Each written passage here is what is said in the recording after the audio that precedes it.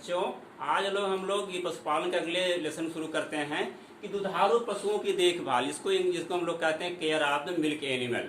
तो दूध के बारे में चर्चा हुई, तो क्यों थोड़ा सा हम लोग दूध के बारे में जान लेते हैं। जानते हैं कि आप लोग जो दूध होता है, प्रकृति ने वो हमारे आप के लिए नहीं बनाया है, यानी जो माँ दूध देती है ये उसके बच्चे के लिए होता है। लेकिन मनुष्य जो है, क्योंकि सबसे बुद्धिमान जीव माना जाता है, तो ये पशुओं में कुछ ऐसा जो है उसके ब्रीडिंग में कुछ संशोधन करके उसकी दूध की मात्रा बढ़ा लिया है, और उसके चारे और खाने पीने कुछ ऐसी व्यवस्था कर दिया कि जिससे दूध की मात्रा पशु की बढ़ जाती है और अपने इस्तेमाल के लिए भी उसको यूज़ कर रहा है। तो दूध बढ़ाने के लिए ऐसे जो हमको पशु दूध दे रहा है उसकी देख रेख कैसे करेंगे जिससे वो अधिक से अधिक दूध हमको प्राप्त होता रहे। तो उसके लिए देखिए, सबसे पहले होता है कि जो पशु हम लोग दुधारू है उसके लिए आवास की कैसी व्यवस्था करें। तो उसके रहने के लिए ऐसी व्यवस्था होना चाहिए जो साफ़ सुथरा हो, पर्याप्त जगह हो और हवादार हो। जानते हैं कि जब ये सब कंडीशन उसके लिए अनुकूल होंगी तभी पशु हमारा अच्छे से दूध देगा। जैसा सामान्य रूप से ये सिद्धांत है कि एक पशु के लिए करीब 1.5 मीटर जो होता है लंबा और 1.25 मीटर जो होता है ये चौड़ा स्थान चाहिए। तो जितनी हमारी गाय या भैंस है, लगभग इतने एरिया में वो आराम से एक पशु के लिए निर्धारित स्थान होता है, इतने में रह सकती है।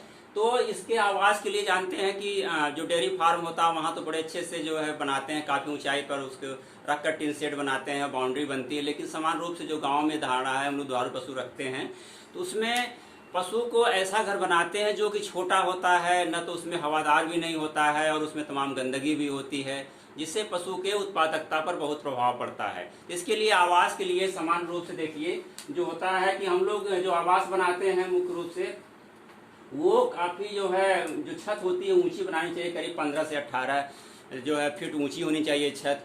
और जो इसके पशु के जो आवास बनाते हैं रखने के लिए मुख्य रूप से दो विधियां हैं। एक होता है एकहरी विधि और दूसरी होती है दोहरी विधि। एकहरी विधि में जानते हैं करीब 15 से 16 पशु ही रखे जाते हैं। एकहरी मीन्स की केवल एक तरफ पशु अपना जो है मुंह करके खाता है और वो एक ही लाइन में पशुशाला बनाई जाती है, उसको एकहरी विधि कहते हैं। जो दूसरी दोहरी विधि होती है उसमें मुख्य रूप से दो प्रकार के होते हैं, मुंह से मुंह की साइड में और पूंछ से पूंछ साइड में, यानी face to face and tail to tail बोलते हैं। यानी face to face, suppose that जैसे ये हमारी एक हम लोग हल्का सा रफ बना लेते हैं।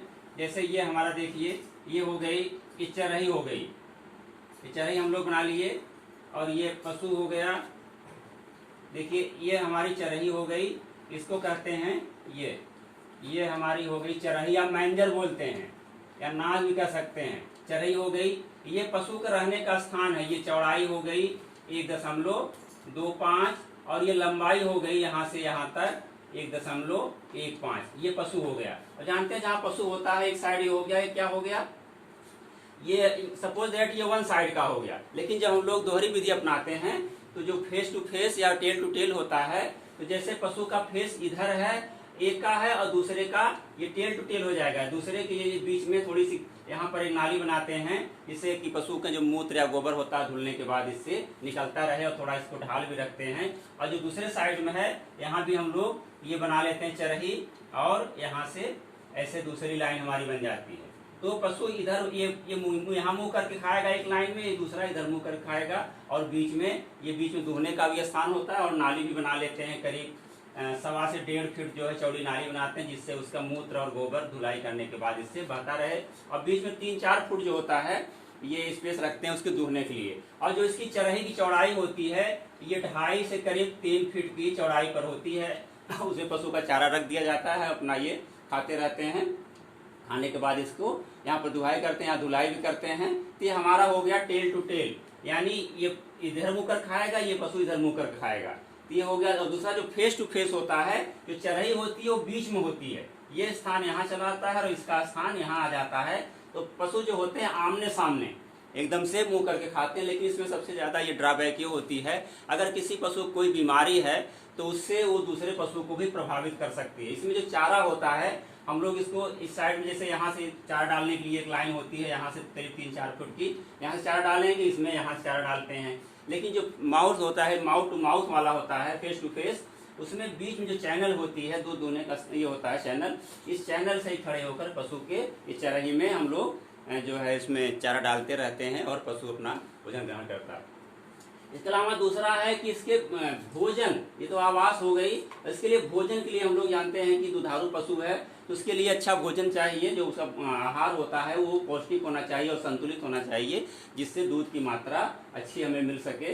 तो जानते हैं ये निर्धारित है, जैसे कोई पशु का है तो हम लोग उसके चारे की मात्रा होती है हम लोग वजन के हिसाब से ज्ञात करते हैं। जैसे जितना वजन होता है, जैसे दाने की मात्रा हमको कितना देना है, जैसे होता अगर पशु हमारा गाय होती है, जैसे गाय 3 किलो दूध दे रही है, 3 केजी दूध पर उसको हम लोग 1 केजी दाना देते हैं, और भैंस के 2.5 केजी पर 1 किलोग्राम दाना देते हैं। तो जितना उसका दूध की मात्रा होगी, जैसे अगर उसका वो 10 लीटर दूध दे रही है, हमारी गाय जो है 3 त्रिका 9 लीटर दूध दे रही है, तो उसको हम लोग 3 किलो दाना देंगे। ऐसे भैंस का भी है 2.5 किलोग्राम दूध पर 1 किलोग्राम दाना देते हैं, और उसको सूक्ष्म पदार्थ की मात्रा भी उसके वजन के आधार पर निकाला जाता है। और उसमें जो उसके अलावा उसको हम लोग देते हैं, दाना देते हैं, उसमें हमारा चूनी होता है, चोकर होता है, भूसी होती है, और दला हुआ अनाज भी होता है, खली होती है। उसके अलावा कुछ खनिज लवण भी देते हैं हम लोग, जैसे कैल्शियम और फास्फोरस लवण देते हैं। इसके अलावा और जो होता है नमक, उसको 30 से 40 ग्राम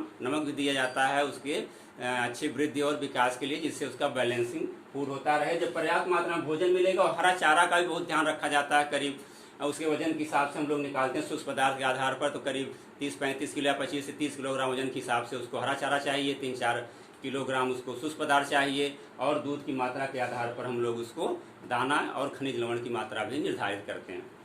इसके अलावा देखिए, पशु जो होता है एक नियमित दिनचर्या चाहता है। जैसे आप उसको देखिए, पशुओं को समान रूप से जब खिलाने का समय होता है, चारा खाने का समय होता है, अगर उसमें देरी हो जाए तो पशु बेचैन हो उठता है। यानी उसको सुबह का, दोपहर का और शाम जो चारा मुख्य रूप से 3 बार खिलाते हैं, तो चारा देने का समय एकदम निश्चित होना चाहिए, जिससे पशु को प्रभावित ना हो, उसके दूध के उत्पादन पर भी प्रभाव न पड़े। तो उसको लोग समय से हम लोग चारा देते रहते हैं। उसके अलावा उसके साथ एक व्यवहार हम लोग कैसा करें, पशु पर नम्रता का व्यवहार करें। देखिए बहुत से लोग हैं पशुओं को बहुत दंडित भी करते हैं। कभी कभी अगर पशु थोड़ा सा भी इधर उधर कुछ ऐसा कार्य कर देता है जो उसके अनुकूल नहीं होता है, तो उसकी बहुत जो है लोग पिटाई भी करते हैं, तो उससे ही प्रभावित होता है। तो नम्रता का व्यवहार करते हैं। पशु भी एक जीव है, उसके अंदर भी सेंटीमेंट होता है, फीलिंग होती है। देखिए बहुत से पशु होते हैं अपने मालिक को देख करके रंभाते भी, आवाज़ लगाते हैं, तो वो भी जीव है। तो उसके साथ नम्रता का व्यवहार करने से भी पशु की दूध उत्पादकता ठीक ढंग से बराबर होती रहती है। उसके अलावा हम लोग देखिए रोग परीक्षण, हमारे पशु बीमारियां भी तमाम होती रहती हैं। जैसे हमारे जानते हैं खुरपका है, मुँह पका है, रिंडर पेस्ट है, तो ये सब बीमारियां होती हैं। इसके लिए समय से पशु की हम लोग जांच भी करवाते रहें, कोई बीमारी तो नहीं है। उसका ऐसे टीका होता है, जुलाई में होता है, गलघोंटू बीमारी होती है, जुलाई के महीने में उसका टीका लग जाना चाहिए। गलघोंटू बहुत खतरनाक, इसे गले में उसके चोक कर जाता है, उसको सांस नहीं ले पाता है, इसे घुर घुर की आवाज़ करता है, गलघोंटू में बहुत खतरनाक है। और खुरपका मुहपका बीमारी जानते हैं, इसका भी टीका लगता है जुलाई अगस्त में। तो समय से टीकाकरण भी होना चाहिए पशु को, जिससे हमारी गाय या भैंस स्वस्थ रहे और कोई उसमें बीमारी नहीं हो। उसमें तमाम देखिए कुछ ऐसे पशु होते हैं जिसमें कंटेजिनियस एबार्सन भी हो जाता है। ये सब चीज़ की जांच कराते रहना चाहिए। उसमें कोई किलनी न लगे, कोई इस तरह से जुएँ न पड़ जाएं, तो इस सब साफ सफाई का भी ध्यान हम लोग रखते हैं। इसके अलावा देखिए हम लोग गौशाला की जो सफाई करते हैं, गौशाला की सफाई क्यों करते हैं, जानते हैं कि उस वहाँ पर गंदगी होती है, गोबर और मूत्र पशु करते रहते हैं, चारा भी होता है, तो बार हम लोग धुलाई करते रहते हैं। धुलाई करने के लिए क्या करते हैं, फिनाइल का प्रयोग करना चाहिए। फिनाइल जानते हैं वो करीब 1 से 3% तक आता है फिनाइल। फिनाइल से हम लोग क्या करें, फर्श की धुलाई करते रहें। धुलाई करने के बाद जो होता है, इससे कीटाणु रहित हो जाता है हमारा फर्श, और पशु रहने के लिए उपयुक्त होता है, क्योंकि पशु वहाँ बैठता भी है। तो ये सब चीज़ों का ध्यान रखते हैं। और दीवारों पर कभी कभी होता है मैलाथियान का छिड़काव भी करते हैं, जिससे वहाँ पर जो कीड़े मकोड़े होते हैं और कुछ ऐसे क्लीनिंग होती हैं, वो सब मैलाथियान का जो होता है 0.15% घोल बना करके दीवारों पर हल्का सा छिड़काव कर दिया जाता है, जिससे ये नष्ट हो जाते हैं। इसके अलावा एक टर्म होता है खुरैरा। खुरैरा क्या होता है, ये आप लोगों के लिए नया टर्म लग रहा होगा। खुरैरा, या इसको कहते हैं ग्रूमिंग, इंग्लिश में इसको ग्रूमिंग बोलते हैं। खुरैरा या ग्रूमिंग, ये क्या है जानते हैं कि जैसे हम लोग कहीं थक हार के आते हैं, तो लोग थोड़ा सा अगर मसाज शरीर कर दें तो बड़ा आराम मिल जाता है। तो ऐसे पशुओं में भी होता है कि पशुओं पर खुरैरा किया जाता है, जानते हैं, उसके भी पसीने से हमें आग पसीना होता है, शरीर में गंदगी निकलती है। ऐसे इसके भी बाल टूटते रहे, जैसे हम लोग दुहाई करते हैं, अगर सफाई न करें तो दूध में बाल भी गिरते रहते हैं। तो खुरैरा क्या होता है, जैसे हम लोग कपड़े धुलते हैं तो एक ब्रश आता है, उसमें छोटे छोटे जो है दाने निकले रहते हैं, तो उससे जब कपड़े को घिसते हैं तो क्या होता है, जो मैल होती है साफ हो जाती है। उसी प्रकार का एक प्रकार का ब्रश होता है ये खुरैरा। उस ब्रश से आकार होता है इसका, आयताकार या आकार होता है, इसमें छोटे छोटे दाने होते हैं। इस खुरैरा को हम लोग पशु को क्या करते हैं, पूरे शरीर पर इसको घिसते रहते हैं, घिसने से क्या होता है, जो बाल टूटने वाले तो टूट जाते हैं, और धूल मिट्टी होती है, जो उसकी गंदगी पसीना होता है, सब साफ हो जाता है, धोते समय उसमें गिरते नहीं हैं। और इससे एक फायदा ये होता है कि इसे मसाज करने से, खुरैरा करने से पशु को जो ब्लड सर्कुलेशन यानी खून का परिसंचरण होता है वो भी अच्छा होता है, जिससे पशु अपने आप को ताजगी महसूस करता है। तो ये खुरैरा बहुत ही आवश्यक होता है पशु करने के लिए। खुरैरा के अलावा होता है एक व्यायाम कराना भी पशु को होता है। जैसे हम आप देखिए स्वस्थ रहने क्या होता है, तो व्यायाम करना चाहिए। अगर पशु एक जगह पर बंधा रहे, उसका कितना भी अच्छा चारा खिलाएं आप, तो उससे दूध की मात्रा जो होती है प्रभावित हो जाएगी, कम हो जाएगी। अगर उसको हम लोग 1 घंटे डेली चरने के लिए भेज दें या चरागाह में भेज दें, अगर नहीं भेजते तो कहीं उसको ऐसे मैदान हो जहाँ छोड़ दें, 1 घंटे कम से कम वो टहले, तो उसका जो स्वास्थ्य होगा ज़्यादा अच्छा होगा। उसका व्यायाम भी होना बहुत जरूरी होता है। इसके अलावा होता है गोदोहन हम लोग कैसे करेंगे। गोदोहन जानते हैं, दोहने के लिए बहुत विधियां होती हैं। मुख्य रूप से हमारी 3-4 विधियां हैं। एक चुटकी विधि होती है, एक अंगुष्ठा विधि होती है, एक पूर्ण हस्त विधि होती है। तो सबसे बढ़िया जो हमारी विधि होती है पूर्ण हस्त विधि होती है। यानी पशु को हम लोग पहले साफ सफाई करें, दोहने से पहले उसकी धुलाई कर दें। धुलाई करने के बाद वहाँ पर उसके थन को साफ करें। साफ करने के बाद अगर बच्चा जो बछड़ा होता है दूध पीता है, उसके बाद हटाने के बाद फिर जो पोटेशियम परमैंगनेट जानते हैं, इसको लाल दवा के नाम से भी जानते हैं, उससे हल्का सा धुलाई करके साफ तौलिया से पोंछ करके, और जो दूहने वाला होता है उसकी बहुत सफाई होनी चाहिए। उसके कपड़े साफ होने चाहिए, नाखून कटे होने चाहिए और मुंह बंधे होने चाहिए। बाई चांस से कोई बीमारी हो तो, अगर टीबी बीमारी ऐसी होती है अगर इंसान को है, अगर दूह रहा है, खांसी आ गई, दूध में चला गया, तो वो टीबी इंसान को भी हो सकती है।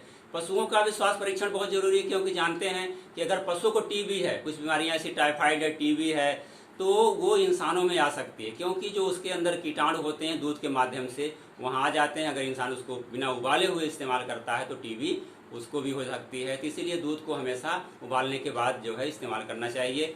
तो जो ग्वाला होता है वो भी साफ सुथरा हो, उसके मुँह बंधे होने चाहिए और नाखून कटे होने चाहिए, हाथ साबुन से धुले होने चाहिए, और जो दूध दुहने का बर्तन होता है वो भी बहुत साफ होना चाहिए और डोम शेप में होता है। जो शुरू के 1-2 जो धार होते हैं उसको अलग बर्तन में निकालते हैं, क्योंकि ज़्यादा पोल्यूटेड होता है, तमाम बैक्टीरिया उसके थन पर चिपके रहते हैं, तो उसको अलग रखते हैं। और जब दूध होता है उसको हम लोग अलग बर्तन निकाल लेते हैं। तो इसके साफ सफाई का भी हम लोग ध्यान रखते हैं। और पूर्ण हस्त विधि जो होती है, हाथ से पकड़ कर उसको दबाते हैं, वो सबसे अच्छी विधि मानी जाती है। इसके अलावा चुटकी विधि होती है जो हम लोग छोटे थन वालों के लिए, इसको हम लोग बाद पढ़ेंगे दूध दोहने की विधियाँ। लेकिन सबसे अच्छी जो है दोहने के लिए पूर्ण हस्त विधि दुहेंगे। पर्याप्त दूध जो होता है, जितना दूध देती है वो पूरा दूध भी आ जाएगा और कष्ट रहित होगा। और एक चीज़ का और ध्यान रखते हैं कि जो दूध दुहा जाता है वो करीब 5 से 7 जो है मिनट में उसको दूध को दूह लेना चाहिए। क्योंकि जानते हैं एक हार्मोन निकलता है पशु के शरीर से, ऑक्सीटोसिन होता है, उसका प्रभाव केवल 5 से 7 मिनट रहता है। अगर आप दूध दूहने में ज़्यादा देर करेंगे तो उसका प्रभाव कम हो जाएगा, तो पशु दूध को होल्ड अप कर लेता है, चढ़ा लेता है, तो दूध आना बंद हो जाता है। इसलिए इन सब चीज़ों का हम लोग ध्यान रखेंगे तो दुधारू पशुओं की देखभाल अगर अच्छी होगी तो हमें पर्याप्त मात्रा में दूध प्राप्त होगा। तो इस लेसन को यहीं समाप्त करते हैं। अगले क्लास में हम लोग फिर मिलेंगे। धन्यवाद।